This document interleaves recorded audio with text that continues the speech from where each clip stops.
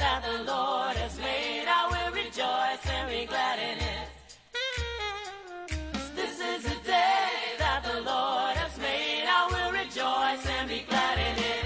Hey, this is the day that the Lord has made. I will rejoice and be glad in it. Everybody saying this is the day that the Lord has made. I will rejoice and be glad in it. Everybody saying this is the day that the Lord has made. I will rejoice and be glad. All right, good morning. Welcome to West Valley Center for Spiritual Living. My name is Reverend Clyde Goins, and I want to welcome you guys here on this hot Sunday morning. So summer is finally here, and we are just going to enjoy the heat. That's all we can do is enjoy the heat. So the secret is you have to be an early morning person. So if you don't know it, if you're up around 5 or 6 o'clock in the morning, it is beautiful here. And you can go for your walks, your runs, your mountain biking, whatever you want to do, and really enjoy the day. And the rest of the day, you just sleep and relax. It works out very well. That is what my summer routine is every summer. So anyways, I want to welcome you here on this beautiful Sunday morning, and where we come together every Sunday to remember our truth, that we're whole, perfect, and complete just the way that we are. So we have a wonderful spiritual home. We have a guest musician today. Jennifer Sheets will be singing with us. She's not a guest to our community because she has sung here many times before, and we just want to welcome her. And I'm hoping that everybody is having a beautiful Memorial Day weekend. So let's go ahead and get this service started. So we're going to start off by saying our vision statement together. So if you say it with me. We are a loving, joy-filled community honoring the many paths to God as we learn and live the science of mind principles. And so it is. So if you can just sit back, relax, open up your hearts and minds for the beautiful meditation music and Reverend Karen's message, and know that we are home. Thank you.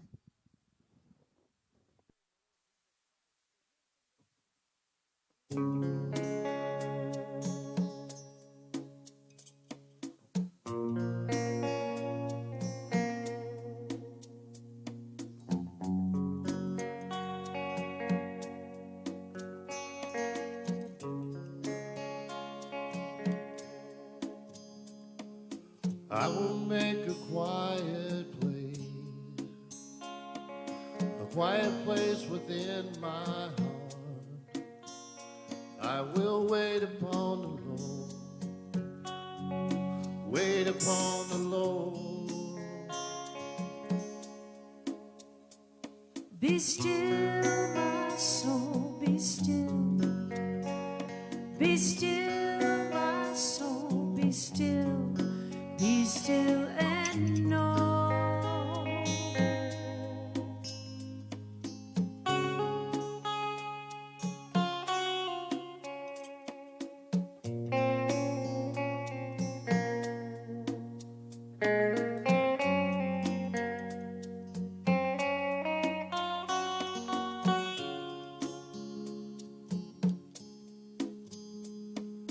I will make a quiet place within my mind. And I will wait upon the Lord, wait upon the Lord. Be still, my soul, be still. Be still, my soul, be still. Be still and know. I will make a quiet place within my life. And I will wait upon the Lord, wait upon the Lord. I will make a quiet place.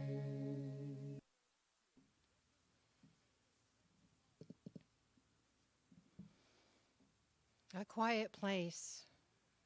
That is God, the Spirit, the divine presence, the infinite presence of all things and all beings. That presence is God. the presence living in, through, and as every living being, everything, every object, invisible and visible. It is all God. God expressing as love and joy and peace and harmony. And knowing those qualities of God, I know they exist in each one of us here, as we are all one with Sweet Spirit. And on this beautiful day at West Valley Center for Spiritual Living, we are so blessed by the presence of each one of us here and all of those in service. And a blessing for our singer today, Jennifer Sheets, as knowing that her beautiful voice permeates our beings and brings beautiful harmony into the center. And for Reverend Karen, knowing that she speaks the word of the divine that flow effortlessly through her, presenting a message that we are all here to listen to. And I'm so grateful for this day, and knowing that this day is absolutely perfect. With gratitude, I release my words into the action of universal law, knowing that it is all true, and it is all so. And so it is. My reading today is from The Field, The Quest for the Secret Force of the Universe by Lynn McTaggart. And in it she says, human beings and all living things are a coalescence of energy in a field of energy connected to every other thing in the world. This pulsating energy field is the central engine of our being and our consciousness, the alpha and the omega of our existence. There is no me and not me duality to our bodies in relation to the universe, but one underlying energy field. This field is responsible for our mind's highest functions, the information source guiding the growth of our bodies.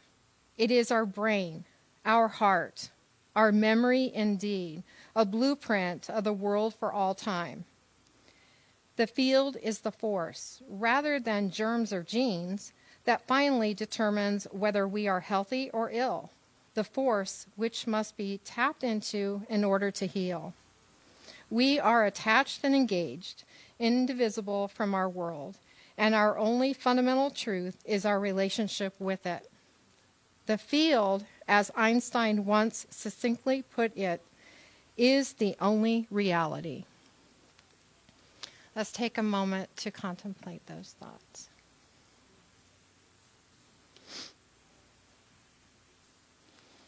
And so it is.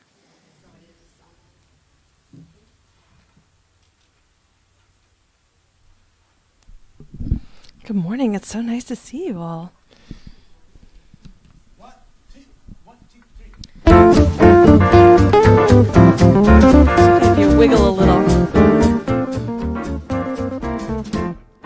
When I'm feeling down and blue, I found a trick that I'll share with you.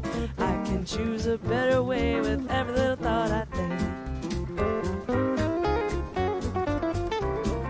If I wake up with a bad attitude, fill my mind with gratitude. I give thanks for everything with every little thought I think. I can choose to be happy, choose to be free, moment by moment. It's all up to me, 'cause what I think about, I bring about. It's the way it is, and there is no doubt. Day by day, I pave the way with every little thought I think. Little musical break. Dance break. Yes, I like that better.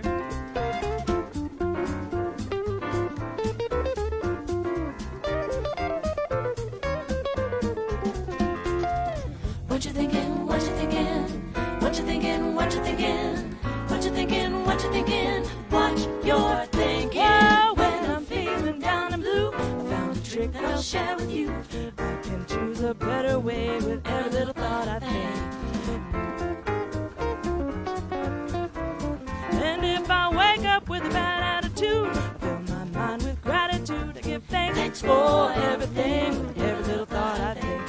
can choose to be happy, choose to be free, moment by moment. It's all up to me, 'cause what I think about, I bring about. It's the way it is, and there is no doubt. Day by day, I pave the way with every little thought I think.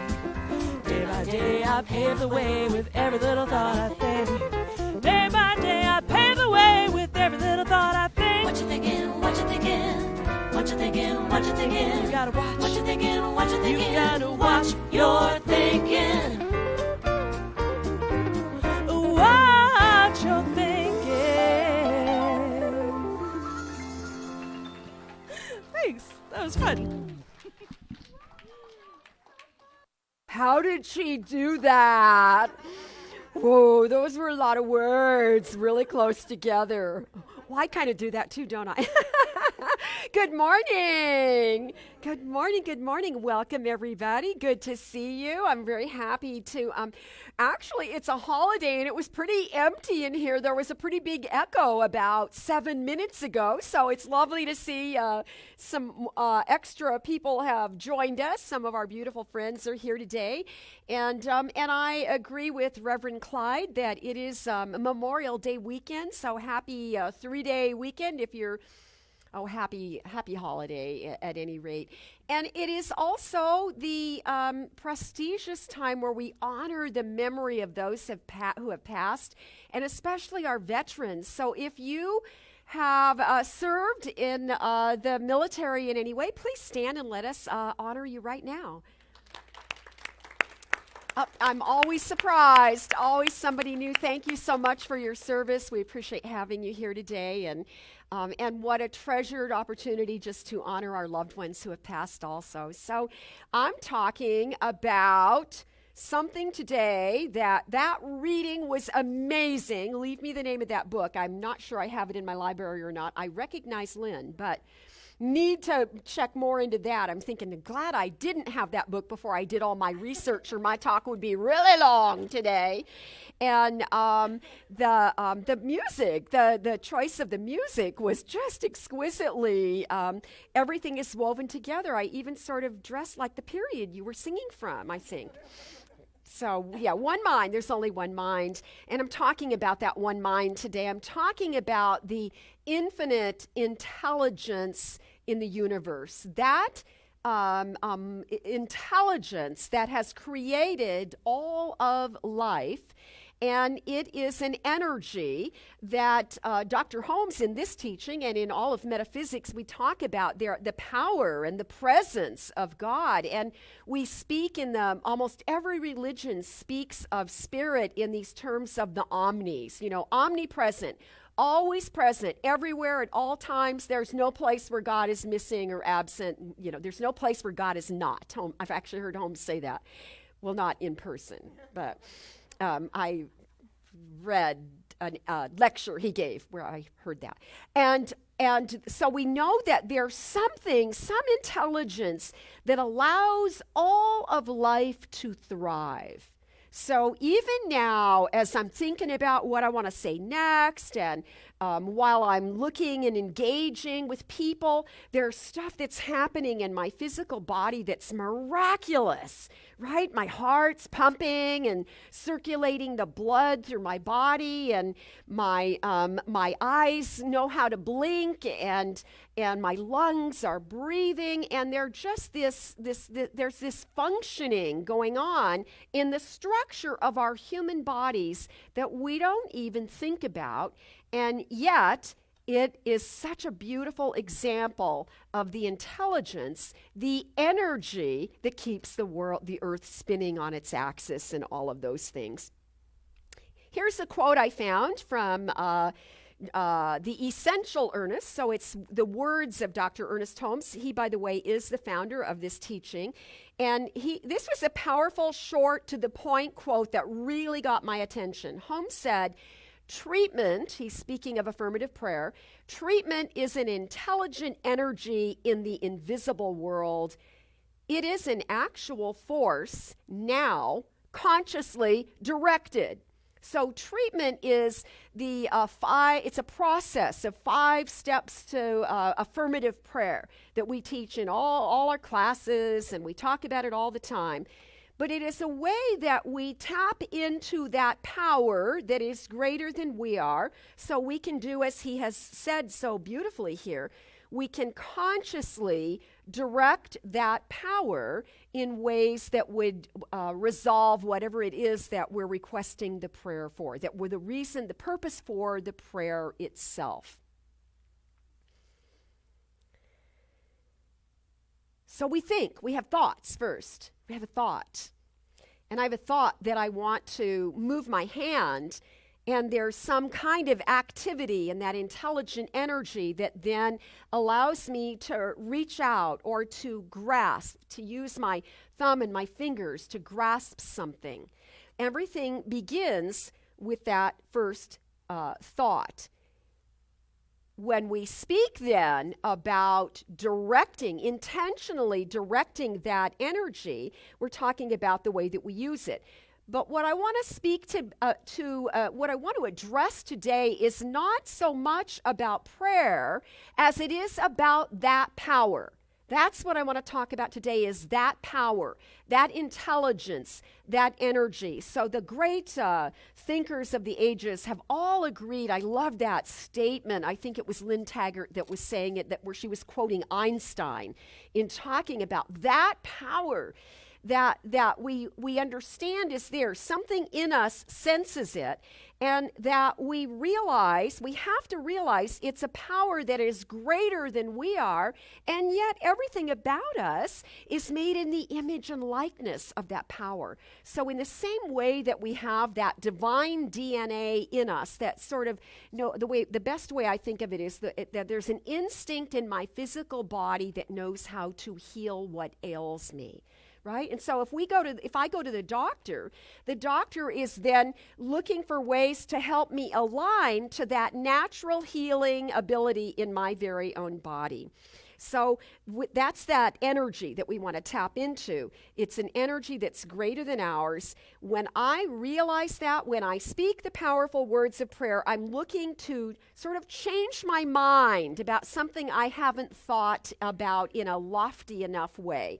And so I want to clean up my thinking and tap into that divine energy. I want to use it. Holmes always said, every time he spoke, you can read it, you can listen to the old recordings. He would find some way to say, there's a power in the universe it's a power for good, it's greater than we are, and we can use it. And that's the power I want to talk about.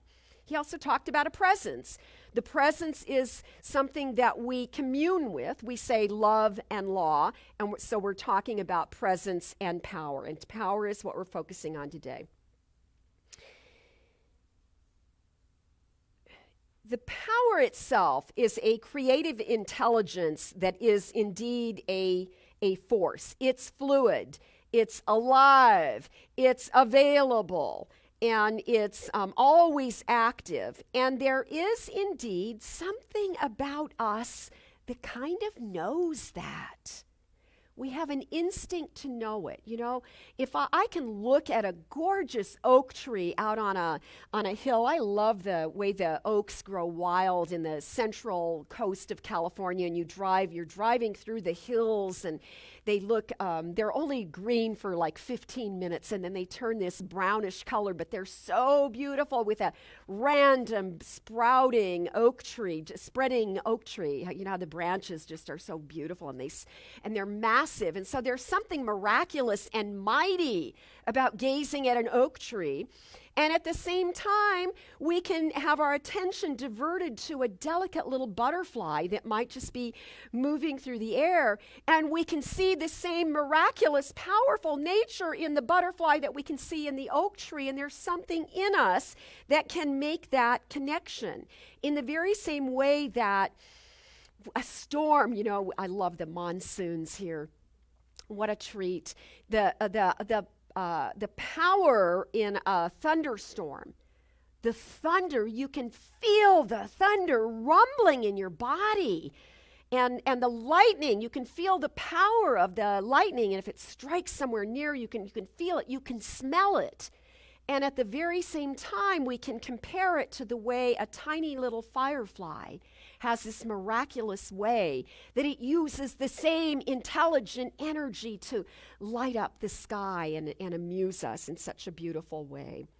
And so there's just no end to look at the way in which we seem to know all of this, but we kind of take it for granted.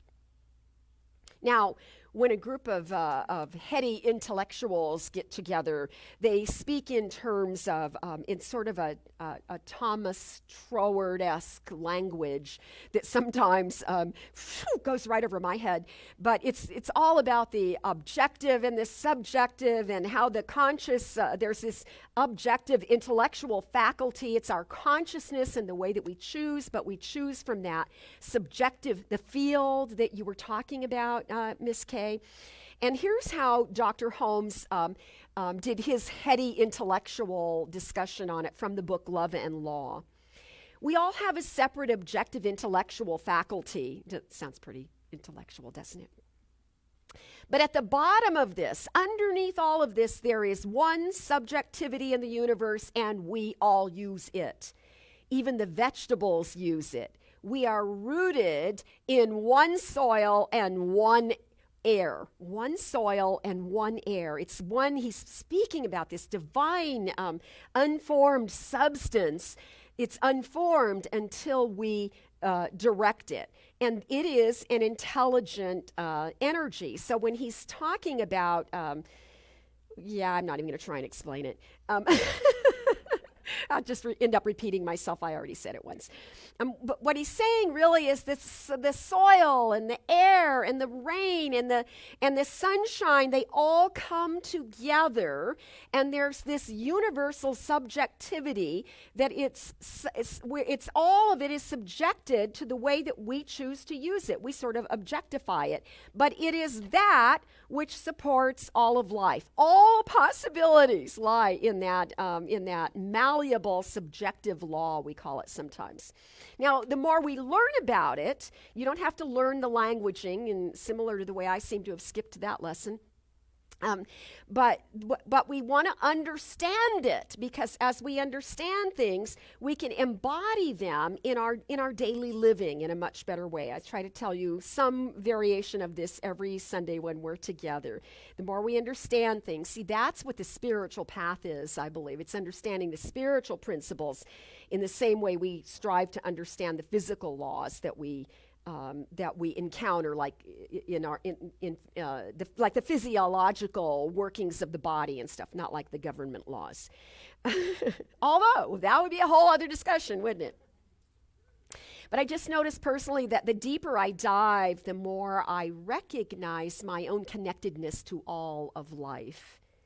So what that means is there comes a point as we grow and sort of gain wisdom in our livingness, we begin to understand that, one point of view is that we as humanity progresses as time passes, we wake up and we realize we can't keep devastating the planet. So it doesn't matter to me anymore. I don't feel like I need to argue about whether global warming is real or not. But what it's done to me is it's opened something in me to make me want to be more accountable in my own life, in the way I live in my home, in the way I manage the resources that are available to me in being a responsible citizen. In the very same way that the way that we have witnessed heartbreaking events in the world, and especially we're concerned about some of the things that happen in our country. With a recent incident in Texas is what's on the back of my mind. But then when something tragic happens, like what we hear in the news recently, then that hurts.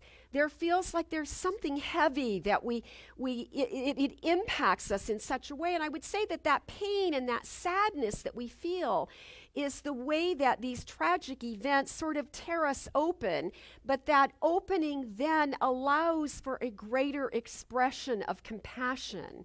So it calls me, I just notice again in my own growing wisdom, the longer I live, the more I'm sensitive to these things. I, again, want to be a better citizen. What can I do? Well, I can be kinder in the way I show up in life. I can take that sadness and I can allow that compassion to be, I can try and express it in words. And I can then just embody more love so that I can be a greater expression of love on the planet, because that's what we need when things like this go a little sideways. Hundreds of years before Jesus walked to the earth, there was Plato and all of the classical philosophers. And Plato particularly spoke about witnessing that intelligence in the universe that we're speaking about today, that power, that energy. Plato spoke of it as a harmonizing power that he recognized. It's interesting because it was indeed from Greek that the origin of the word energy comes from. The root word is ergon, E-R-G-O-N, and it translates as an active force. And it always makes me laugh a little bit, because my husband was always teasing me about how I overused the word energy. He thought it sounded a little too new age for him. He was a good old Presbyterian, you know. He was just like, do we have to talk about energy? Yes. Sorry, honey, we are today. Isn't that interesting? Don't you wonder if I might have avoided this topic if he were sitting here? Oh, I think he is. Okay, moving on quickly. So there is this gorgeous way that we look at the classical philosophers, and we understand that they recognize that harmony in the universe. So Plato would speak to the idea of, like, if you took a nautilus shell, you know, one of those beautiful shells that's kind of narrow, if you cut it in half, or if you find one broken open, what you see is there's this perfection inside of it, of these compartments that are perfectly sized and proportioned in such a way that as it grows, as whatever the animal that lives in the nautilus, it's a mollusk. It's a mollusk. I've just been told with great authority it's a mollusk that lives in there. So, but it grows in perfect proportions. And so the classical philosophers, as they began to recognize this stuff, they reported that it was beautiful, that we should appreciate that way that nature harmonizes, the way everything in the universe harmonizes. There's beauty in that. He spoke about a cauliflower. If you cut a cauliflower in half, you see it looks like an oak tree. It looks just like, you can see a broccoli. You can do the same thing with a piece of broccoli, and you can do it to a little piece, or you can do it to a whole big giant piece. You can cut it in half, and you can see the trunk, and you can see the branches, and you can see the spreading leaves in all of it. And so there's this beautiful pattern. They call it a perfect mathematical ratio that just is described as beautiful. In fact, the mathematician Pythagoras said that he described the universe as the cosmos, and you know, they used that cosmos with a K before we westernized it with a C. But cosmos with a K translates to an adornment of beautiful order. An adornment of beautiful order. Now, math is a good example. Pythagoras, mathematician, loved numbers. He might have actually believed, I think he would have, that numbers are beautiful, that the idea of mathematics is gorgeous, in a beautiful thing, because he had the knowledge. If you don't have good mathematical knowledge, it's not beautiful. It doesn't turn out pretty. Right? So the lack of knowledge around numbers can actually be disconcerting, and it can feel like struggle, and we can learn, we can study, and we can learn more. But it's a process. I remember I went back to school in my 30s. And so I'm going to a community college. I'm going to get as many units as I can at community college level because it's a lot cheaper. And I'm studying algebra, but I'm studying beginning algebra because it was really, really difficult, and I was going to be required to have, this is a problem with the Cal State system, maybe every state does this. You have to take way more algebra and math and statistics and stuff than everybody else that can afford a better college. It's hard. So I'm taking algebra, and I really got to get it. I understand very clearly that if I don't grasp the primary, get a basic understanding of where I'm going next, I'm never going to be able to do the advanced classes in algebra that I'm required to do. So I hit a wall early on. I hit a wall. And there was this one equation. It was quite simple, but it did not seem simple to me. And I struggled with it, and I struggled with it. And I would talk to the teacher, and I'd ask for instruction on how do I get around it. I can't see what's happening here. And one night, I promise you, this is a true story, I dreamed the answer. Have you done that? It was incredible because it's something I don't know anything about. And suddenly in my dream, I had this profound aha moment. Oh, wait, the number is in the parentheses. Probably has an algebraic term I can't remember now. And it can't see the cosine. The cosine is for everything. And so the number isn't impacted by and I woke up, I sat in bed, and I could have cried. I was so happy that I finally understood that little thing. And it was important to me, to go on, but it had never been told to me in a way that I could interpret it and apply it to the next phases of the harder math.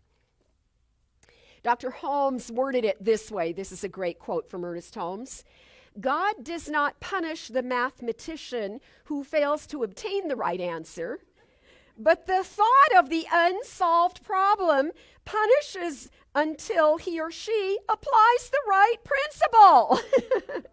And I can say that's really, really true. That's how I felt about this little hitch in my giddy up in trying to understand algebra. It was punishing until I was able to do that breakthrough, to have that aha. And that, my friends, is what life is about. There is intelligence, and it is active.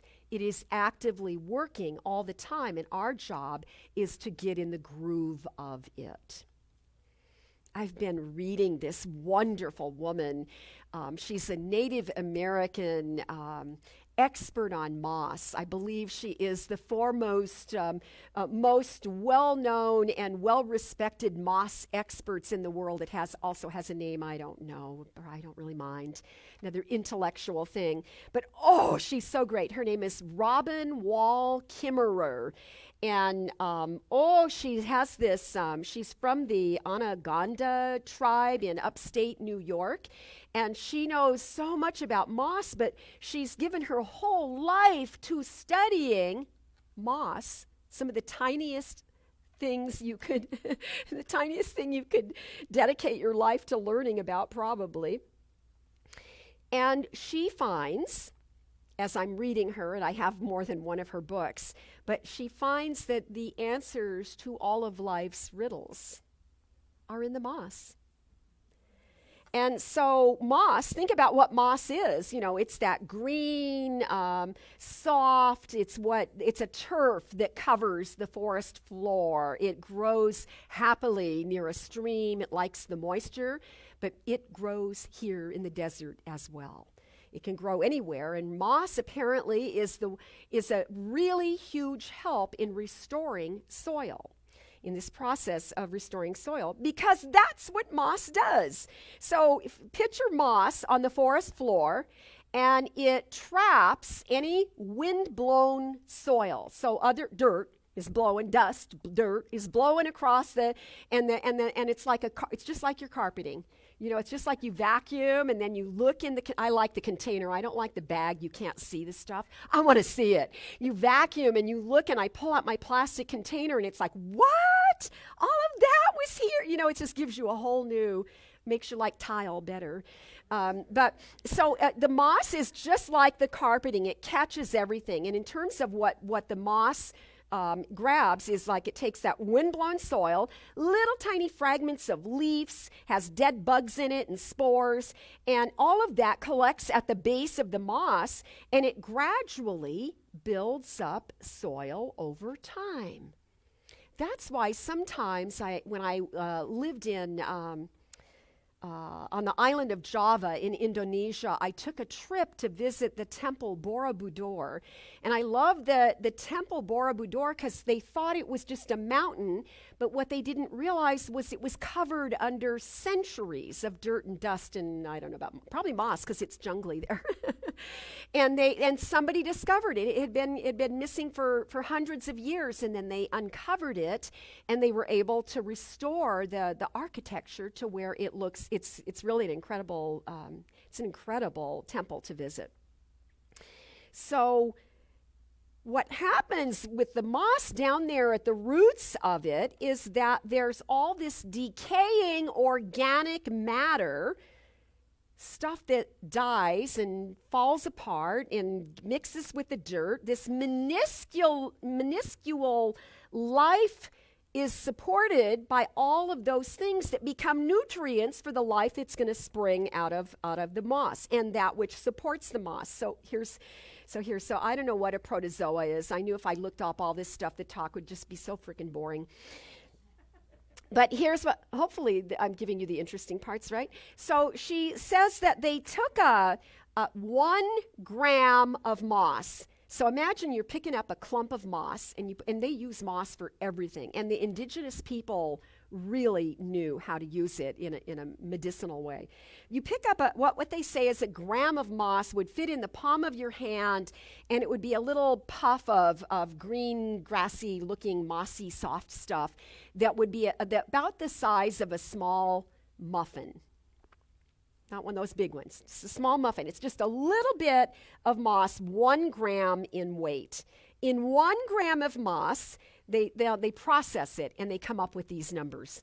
150,000 protozoa, 132,000 tardigrades.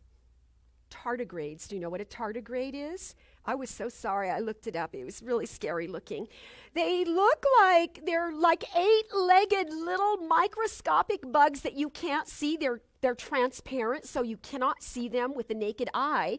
But they are considered to be nature's pioneers because they are food for the next larger insects that get embedded in the moss. So first you got to have the structure. You get the soil that's starting to replenish itself.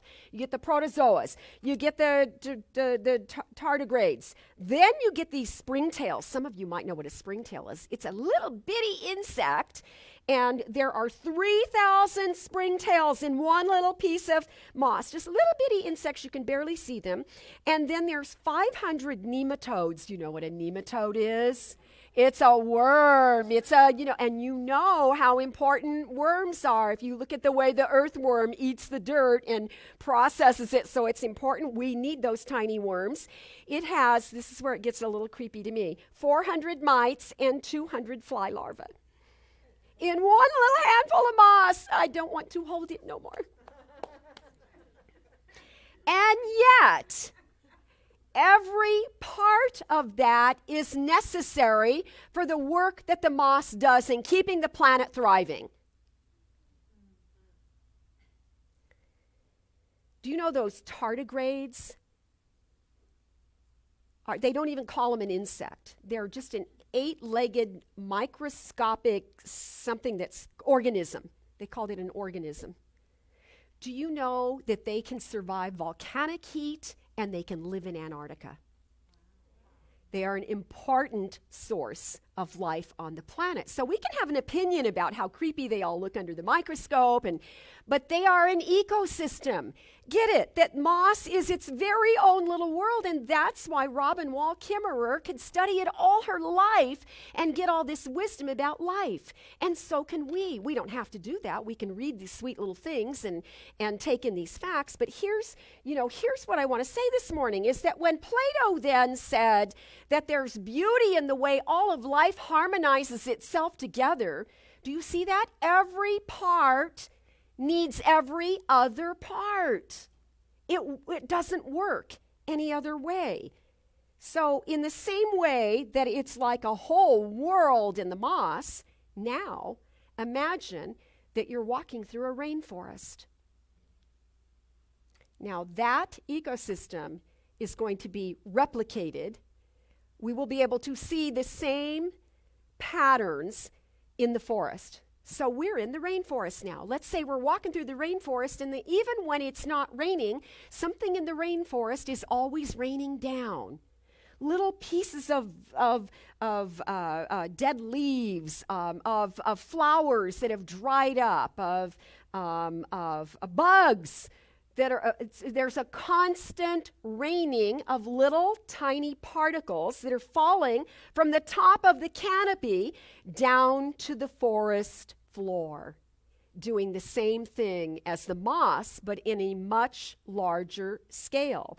So there's old leaves and bugs and lizard and bird dung and half-eaten fruit from parrots and monkeys and skins and seeds, and all kinds of things are constantly falling to the floor of the forest floor. And then that process of decaying organic matter is accumulating.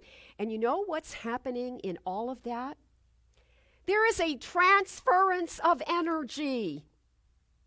Right? Dead things don't hold energy anymore.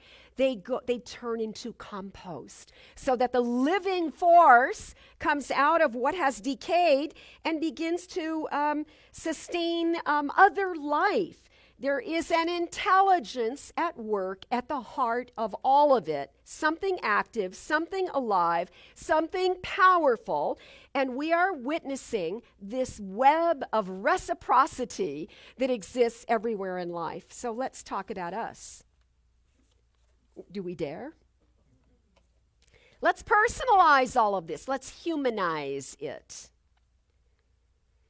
We might look at our own life and our relationships in a similar way. We are replicating that same pattern because it is a universal pattern. And there is some sort of perfection of mathematical proportions and accuracy attempting to be revealed in our life. But we need to take a step back so that we can see the bigger pattern. When I get caught up in something that's going on in my life right now, then that's all I can see. It's hard to remove myself from a condition, from a situation, and to see the whole thing. And yet, the whole thing is active and alive and unfolding, and I can participate consciously, or I can be sort of just pulled through these things. It's up to us. So things do, just like in the canopy of the rainforest, things sometimes seem to fall into our lives. We can say that there's definitely a constant exchange of energy. There's an accumulation creating a compost of possibility, an accumulation of things that are working together and processes and the way we think and the choices we make and how we care for our bodies that accumulate and create a structure where roots can begin to plant. And we can begin to see that life is always attempting to support us. Sometimes we have to make changes. Sometimes we have to ride the condition all the way through, right? We have to let the experience pass through our life. And sometimes we feel like we're tiny and insignificant, like the moss, and at other times we realize how important we are to the entire structure. So look at your life. That's your work to do this week. Look at your very own life and your experiences and consider some questions. I would love to have these questions in the on a Facebook. Maybe you could make a meme out of my questions, or I don't know, something, a post. You make a post out of them. Sometimes it helps to ask something like this: what sort of decay has brought forth better conditions in my life? How have the mistakes of yesterday brought me to more clarity and wisdom? How has loss, the experience of loss, taught me the importance of loving more sweetly and more consciously than before? See, all of these things can make us bitter, or they can make us better. And our conscious choice is how we use or don't use the presence of that intelligent energy in our lives. And the last question is, have I recognized that this divine intelligence is a guiding force in my life? See, that intelligence is, it desires to support us. It's the same way that I speak to the idea that we are vessels and that the grace of God, the givingness of God, is always pouring into our lives. So, have I recognized that? Am I consciously choosing to use that presence, that power, that intelligent energy as a guiding force in my life?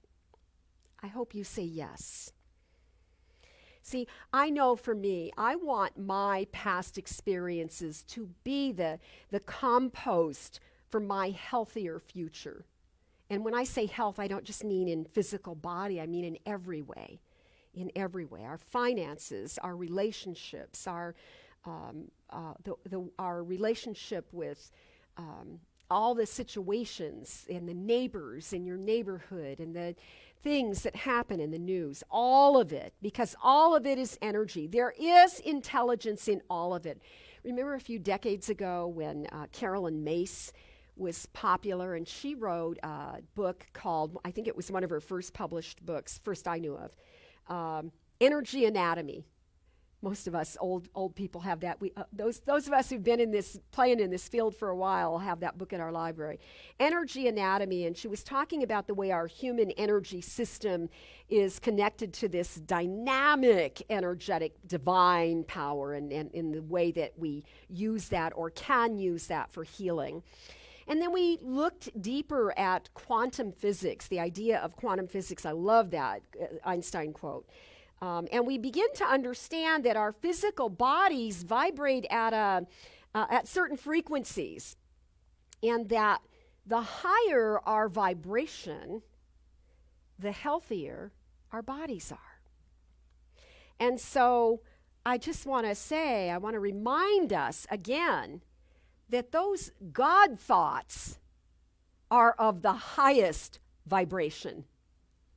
And so, as Emma Curtis Hopkins, a great Christian mystic, often said, we must keep that Godward gaze, right? Prayer, meditation, a spiritual community, in all the ways that we can keep that Godward gaze, and that thereby uplifting the frequency of our being. And especially, we want to pay attention to our thoughts, because our thoughts create an atmosphere in our bodies that then influence that vibrational frequency. So there's an energy pattern here, and we want that pattern to be revealed and expressed through us at the highest possible level, so that we can be living the most effective, joy-filled, beautiful life we could possibly live. We are part of something bigger than we recognize in our day-to-day endeavors. Something big and something beautiful and something fruitful and something sustaining, something magnificent that fuels us and sources us from sunrise to sunset, and it rejuvenates our bodies even as we sleep. So let us remember there is an intelligent, active, alive force in the universe. It is a power greater than we are, and we can and should use it. And that's what I wanted to say today.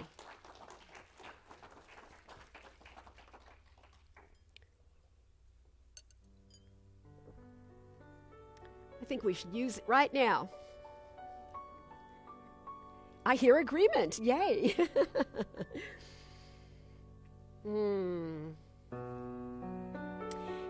So allow yourself to rest sweetly in the chair that so perfectly supports you right now. And we just let all the words spoken this morning, those rather silly words, along with those rather intellectual words, along with the statistics, we just let them fall all about this sanctuary. And we open ourselves to that one gem that was perfectly spoken just for ourselves. And if you know what that little gem is, if you know what truth you heard this morning that just helped you feel alive again, just hold it in your hand as though it's a piece of moss that's brimming with life of every sort. Because infinite possibilities are ours. I feel the love of God within me, and I know that it is that presence. It is that personal way in which I recognize the face of God. It is that healing activity of life within my being. I feel that love, and I realize yet again that love itself is the impulse of all of life. And so as I recognize something within me, that movement, that quickening, I know that it is that active force, that intelligent force, the wisdom in my physical being enlivened so that there is movement, there is circulation, there is the breath, and there is the beat of the heart. Everything we need to fuel us, to sustain us, to support us in this life journey, this dynamic life force. I feel that love of God, and I recognize that it is that same sweet, passionate whispering of life itself, inviting us to be compassionate with each other, to do no harm, to walk through our lives with our heads held high in the glory of knowing that the presence is always with us. And so as we look at these spiritual ideas and begin to understand that there are ecosystems in that spiritual replication that allow us to have a substance to grow upon, and we thereby know that everything we need, everything for that further expansion of consciousness in the mind of humanity and in the mind of the individual, everything we need is already given. So we just feel that way that we are washed fresh and clean and pure, that the vulnerabilities of our livingness are part of our beauty. And therefore we do not fear, but we walk in grace because we totally open ourselves to be filled but with that grace, to be washed over with that grace, to feel the spark of light, that light of grace within us that is always there at the center of our being, always that wisdom, that perfect knowing. And we realize as though it's a revelation, as though we finally wake up from the dream that everything we have always yearned for is already here. And so we do our part. We become good citizens in our own life and in all of our relationships. We open ourselves to forgiveness and sweetness and softness and deep connection with other people. And we open ourselves to see that we as a spiritual community are our own ecosystem. So we do what we are called to do, to support this community, to keep our eye on the prize, to know that we are a comforting place that needs to be in the West Valley for all the future days ahead of us, and as well as the way in which we honor the history of the generations before us. So I say thank you, God. How grateful I am to recognize these blessings, that we are indeed blessed, inspired, and grateful, and therefore big for God. I allow these words to just be released into that dynamic law that always responds, yes, my child, yes, we let it be, and together we say, and so it is. Amen.